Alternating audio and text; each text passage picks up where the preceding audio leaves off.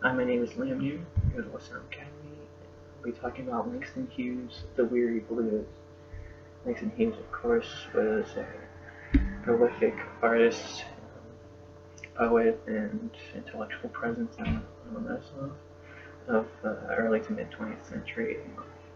Set in New York, Harlem, this neighborhood cultivated its own unique culture precisely through artistic outlets such as a poem like this, The Weary Blues, also serving as a microcosm for the kind of jazz and club and nightlife culture associated with the Harlem Renaissance. Um, as we see with this poem's particular subject and content of Langston Hughes, or the speaker, talking about a particular blues singer. So to get to the poem, it really starts off as just an exposition, sort of setting the stage for this particular blues singer that becomes the poem's main subject. It does this in with a somewhat informal tone, and is for the most part just using literal meanings as it gets figurative later on. Its rhythm is unmistakably something characteristic of Hughes' writing, where in this particular piece it does not employ a closed pattern, it's open.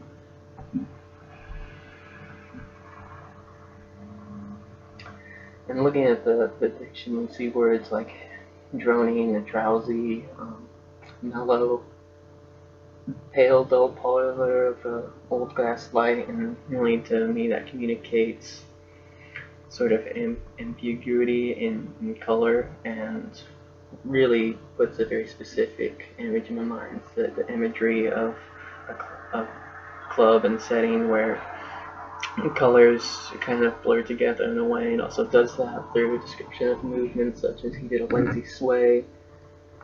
And in this way, when he uses lines in language like, with his ebony hands on each ivory key, we are all of a sudden faced with stark contrast, which is something that we haven't experienced in the rest of the poem. And I think this particular line emphasizes key characteristics of not only racial relations during this period in American history, but also characterizations of the blues itself as a musical art form. And those being a sort of self-contradictory nature in a subtle way that I'll get into later. The apostrophe use of words "oh blues" or "sweet blues." It's kind of a manifestation of the musical genre blues, where we hear artists will classically say things like, "Oh yeah, oh blues." That's part of the music. It's to call out stuff like that, and I think that's what Hughes was going for in portraying that in this poem. But it also again keeps the content of the poem centered around this musical art form of the blues. And speaking of musical art form, I think the most interesting aspect of this poem is the switch of the voice. And when we start out from the speaker speaking about exactly what he's seeing here, but then he goes in and uses the really just quotes the words that the singer is using, and then goes back into his explanatory voice. And I think what this does is it kind of emphasizes the subtle contradictions and rules where we have,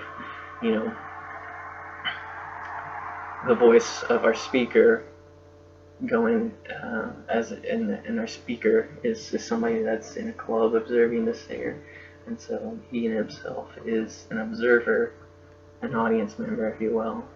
but then the speaker, the voice of the poem becomes the performer, and so we kind of get this contradiction between someone who is a speaker of a poem, yet the poem is an observation of another performance, the performance being the blues artist. And also what it does is we see that even though Hughes finishes writing using those quotation marks, using the lyrics of the blues, that he continues with words like thump, thump, thump with his foot on the floor. He played a few chords and then he sang some more before going back into the lyrics of the blues song. And what this does is it constantly keeps the blues, the music of the blues going in really the reader's head. And this kind of emphasizes the formulaic and repetitive nature of the blues, as it is always continuing a specific pattern, even when singing stops, and even when the song stops, as we hear later on. The singer stopped playing and went to bed while the weary blues echoed through his head. That shows that really the music is always continuing. That's just the nature of the blues. And in this way, I think the blues are an authentic representation of the Harlem Renaissance, not because the musical style was employed and really a big part of the musical context for which the Harlem Renaissance is commonly attributed, but also because it inherently articulates the many contradictions that make up this period as being a complex time, yet also simple in some matters. It's happy, yet at the same time it's sad and somber and light, but also very heavy and dark.